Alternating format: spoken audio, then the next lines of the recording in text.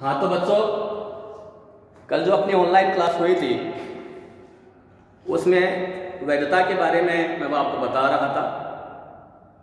कल मैंने थोड़ा बताया था कि वैधता क्या है, किसे कहते हैं,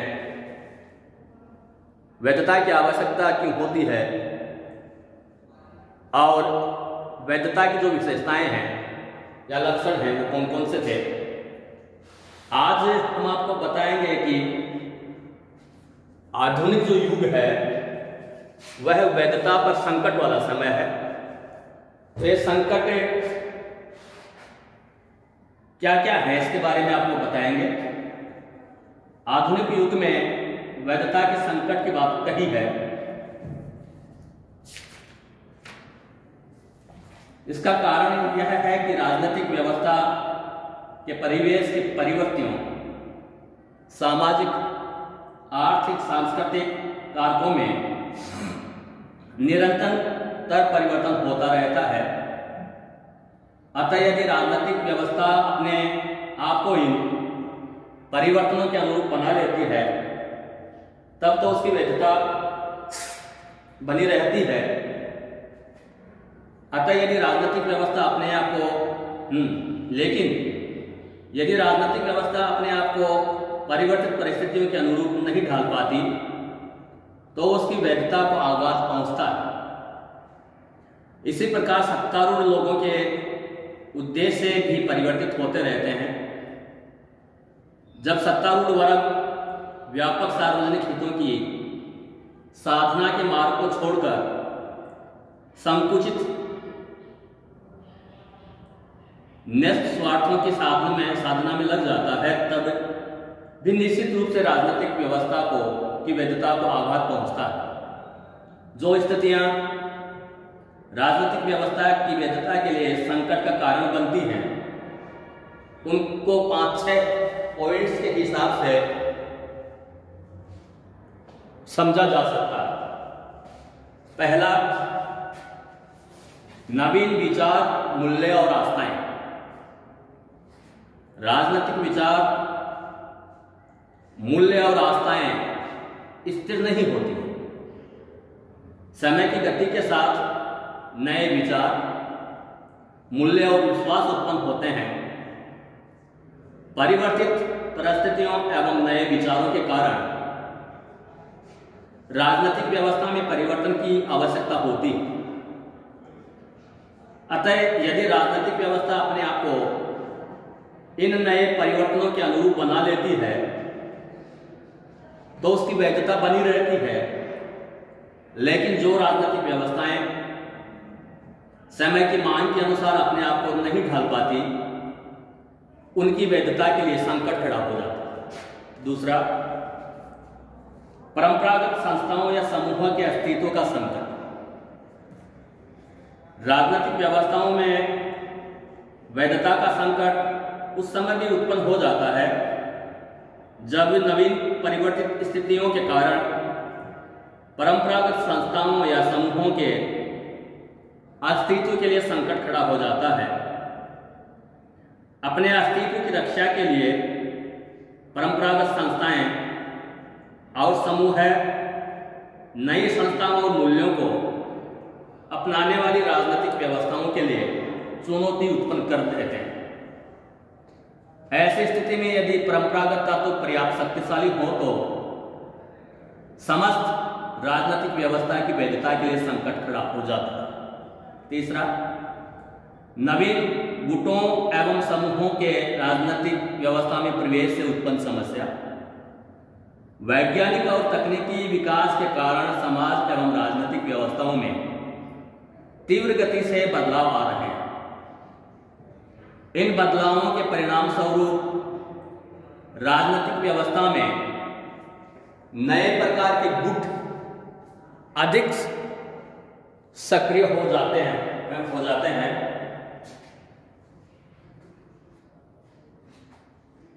इन समूहों की इच्छा और आकांक्षा राजनीतिक व्यवस्था में सक्रिय रूप से भाग लेने की रहती है।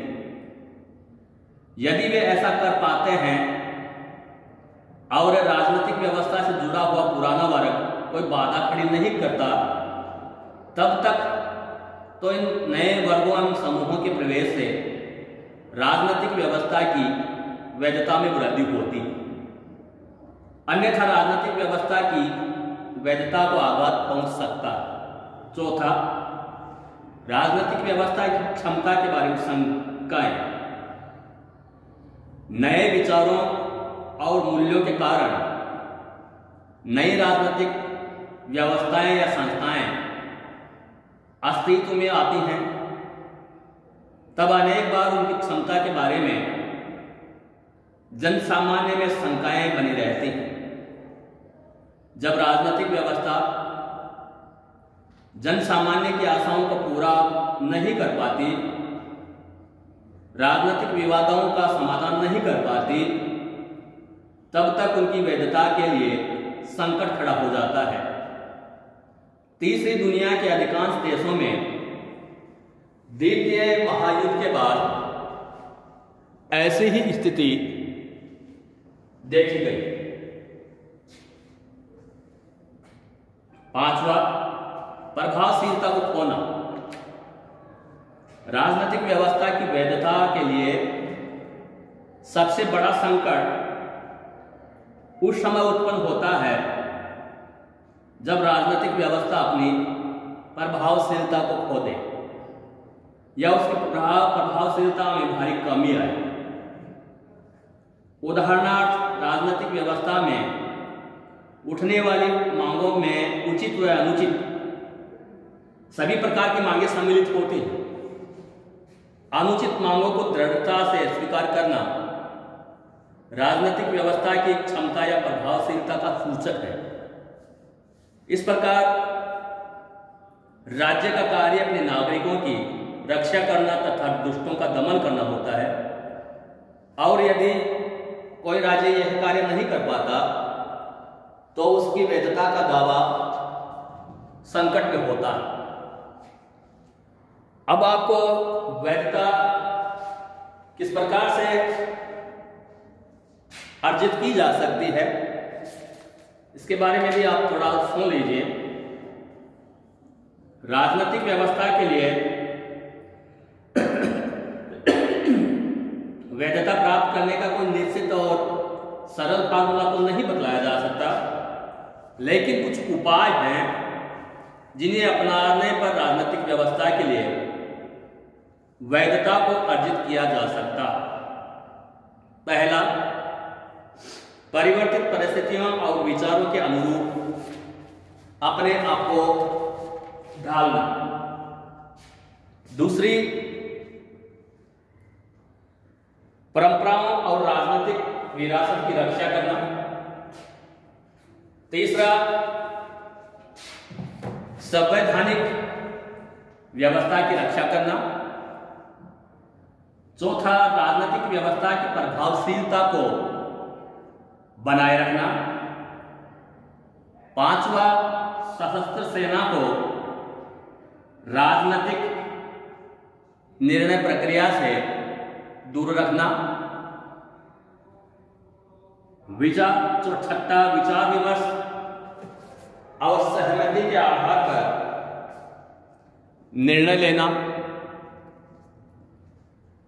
बहुमत का,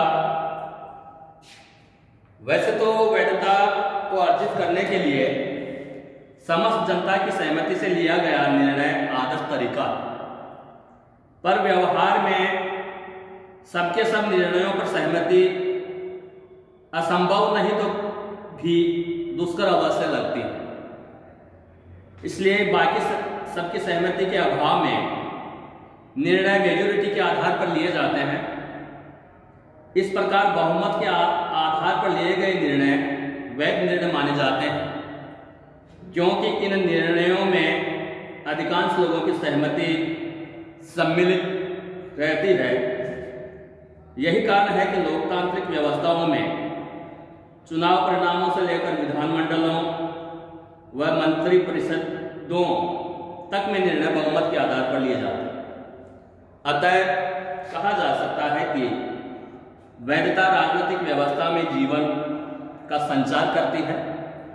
किसी भी राजनीतिक व्यवस्था की वैधता तब तक बनी रहती है जब तक वह जनता की आकांक्षाओं की पूर्ति करती है। वैधता के अभाव में किसी भी शासन में जनसाधारण का अविश्वास प्रकट होगा तथा मौजूदा शासन को पलटने के लिए क्रांति होगी। आज इतना ही।